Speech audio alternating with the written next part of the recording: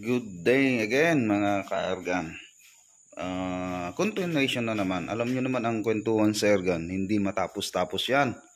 So last meeting, na-discuss natin yung increasing your muscle velocity by adding this sa ating regulator. So spring disc. Marami din tayong nakwento doon. Kung paano natin maintindihan ba ang power upgrade at Ergan tuning. Okay, dalawa kasi yung last part dun na medyo diniscuss natin konti. Ang kaibahan ng Ergan power upgrade sa Ergan tuning. Okay? Kung hindi mo pa napanood, kaibigan, pwede mong bisitahin yung video natin doon. Pero ang video natin ngayon ay specifically lamang sa mga issues ng ito. Yung ano ba yung mga typical mostly na nagiging problem natin sa isang regulator, so Ergan regulator. Una, pasok na tayo agad, yung leak mga kaibigan. Kung yung Ergan ninyo dito nanggagaling sa harap at dito sa likod, o harap at dito sa likod, harap at dun sa likod, meaning yung o-ring po dito sa yung nandito ang problema. Andyan. Kung napapansin nyo, dito lumalabas, ang problema dyan ay yung o-ring na nasa loob. Yung ganitong o-ring mga kaibigan. O-ring dito at o-ring dyan. Pag dito lumalabas sa gitna, kung saan nagkakasalubong tong dalawang body ng isang regulator. So okay, yun lang yun. Kung nagkakaroon ng leak, balitan ng mga o-ring. O-ring sa loob, pag dito, kasi matititect mo na agad, o-ring dito at dyan. Every time na magbabaklas kayo, as much as possible, kung marami-rami ka namang o-ring, palitan mo na. Or nagme-maintain ka ng iyong unit. Every time na magbaklas kayo, palitan mo na. Para hindi na naman laking pagod pag magbobomba ka na naman pag salpak mo at may singaw na naman pala kasi hindi mo na pinalitan to, pinalitan mo lahat yung nasa loob, hindi mo pinalitan dito, ay na, masakit sa katawan mga kaibigan, di po ba? Ano na kung pump lang yung ginagamit natin. So yun yung unang issue, palitan lang po yung o-ring, mga simpleng issue lang po, pero karamihan yun po yung mga sakit ng ating Ergan. Yan ang limit na palaging sakit ng ating Ergan at hanggang ngayon di pa ako makaka-recommend ng magandang o-ring lalo na sa nandito sa loob yung dalawa, kasi yung nabibili natin sa Lazada at Shopee, madaling masira, madaling mapulburon, nagiging parang pulbos after several month, 2 to 3 months lang, depende naman kung paano mo alagaan. Okay? Okay, ang pangalawa na nagiging problem natin, issue, so solve na natin yung isa. Yung unstable PSI, medyo from madaling problema, medyo hanggang humihirap na. So, ano bang ibig sabihin ng sinabi kong unstable PSI? Kunwari, iniwan mo tong Ergan na naka 3,000, tapos yung nandun sa kabila, yung reg output gauge mo is nasa 1,500, 1.5. And then after sometimes, tinignan mo, naging 1.6 na. So, pinutok mo yan. Pumutok ka ng isa, nagbawas ka ng hangin, naging 1.5 na naman. After iniwan mo na naman saglit, pupunta na naman yung PSI, regulated PSI mo sa 1.6. Then pag pumutok naman yan, tapos pinuputok-putok mo na, nakaupo na yan sa 1.5. Meaning, pag iniiwan mo lang yung Ergan ng medyo matagal-tagal na panahon, umaakyat from 1.5 regulated PSI, pumupunta ng 1,600 or more. Na pag release mo naman, nagputok ka ng isa, nagiging 1.5 naman na yan, hanggang tuloy-tuloy na putok. So, ibig sabihin, yung unang shots mo ang may problema. Meaning, pag nagpuputok ka na yan sa range or sa target mo, yung unang shot mong may problema, pangalawang shot hanggang hanggang tuloy-tuloy, ay nagwa 1 hole na, yung isa lang nawawala kasi nga naka 1.6.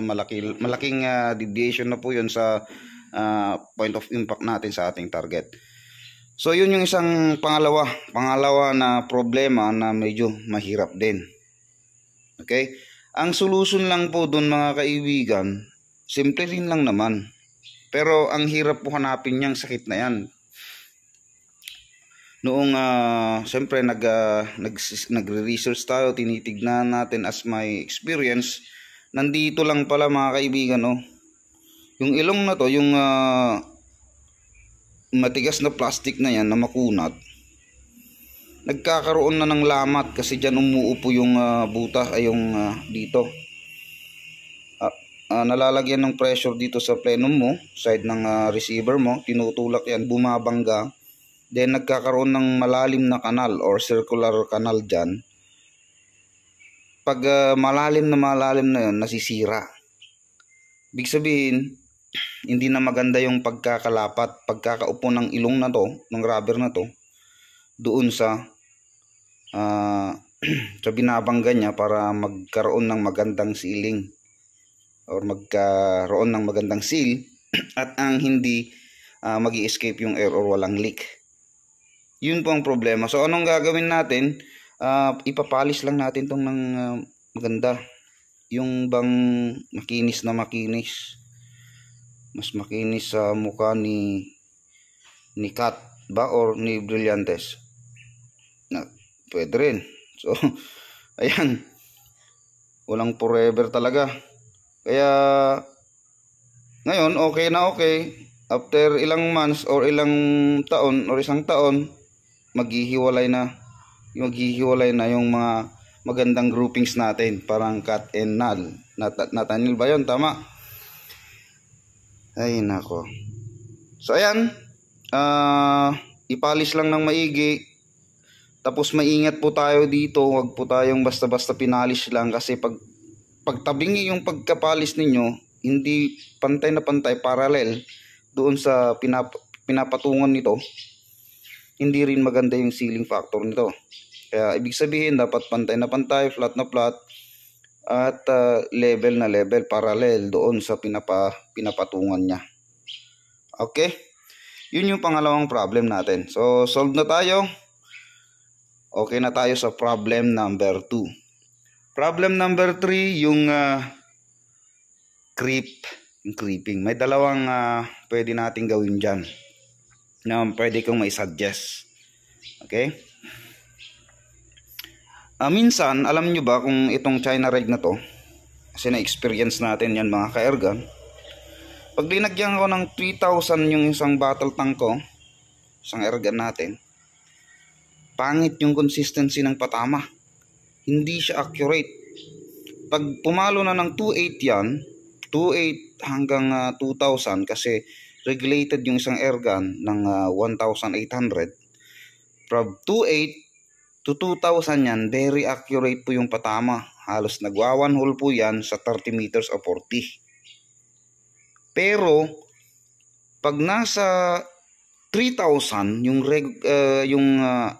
tank fill ko, 3,000 PSI, pangit. Tapos hihintayin niyang pupunta yan sa 2.8, dun na magiging maganda yung patama mo. 2.8 until 2,000, then refill ka na naman ulit. So ibig sabihin hanggang 2.8 lang ako, hindi ko kayang lagyan yung tank fill ko ng 3,000 PSI or more. So may dalawang solution, mayroon dalawang remedyo dyan na gagawin natin. So ito yung isa. Balansihin mo ito at ito, tank at yung plenum. Balansein. Discuss ko nga kanina, dapat 2.8 lang to. Kasi yun nga kaya ng regulator, 2.8 lang yan. Then 1.8 dito. Or pwede pang 2,000. 2.8, 1.8 or 2,000. Balansein mo.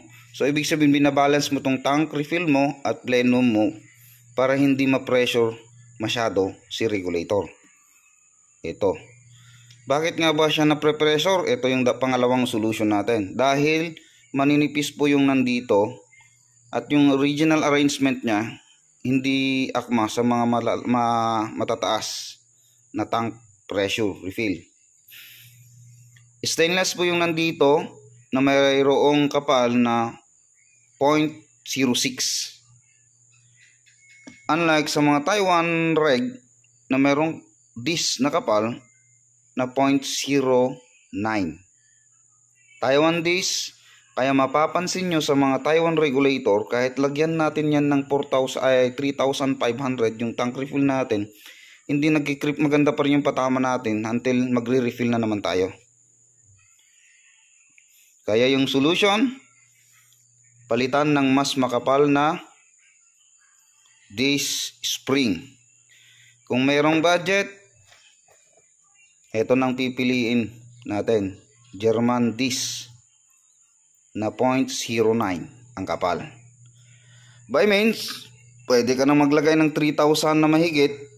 Parang ginagawa ko, naglalagay ako ng 3,500. Hindi naman nag-iiba yung aking accuracy at consistency. So ayun ang pangalawang solution. So dalawa ang solution doon mga ka-ergan. Yung una, i-recap lang natin ay balancing the air pressure ng iyong ergan. Then pangalawa ay pwede kang magpalit ng mas makapal na regulator disc spring, or pwede ka ring i-arrange yung disc spring mo kahit 0.06 lang yan. Pwede mong i-arrange yan ng mas matigas na arrangement. So, yun po yung mga problem na pwede nating gawin sa mga unit natin. So, tatlo, leak, unstable PSI, creeping. Hope, nakapagbigay na naman tayo, mga kaibigan, ng maganda-gandang idea base sa ating experience para ma-solve natin yung mga typical, mga mostly common problem ng ating regulator. And please note na wala dito sa usapan yung pagiging consistency. Paano nga ba magiging consistent ang iyong regulator, mga kaibigan? So, save natin yan for another video kung paano magiging gawing consistent ang iyong airgun, kasi ang consistency ng pag-uusapan natin dyan ay nasa airgun tuning na po. So, okay? Salamat mga kaibigan, at naway nakapagbigay tayo ng maganda-gandang idea or tips.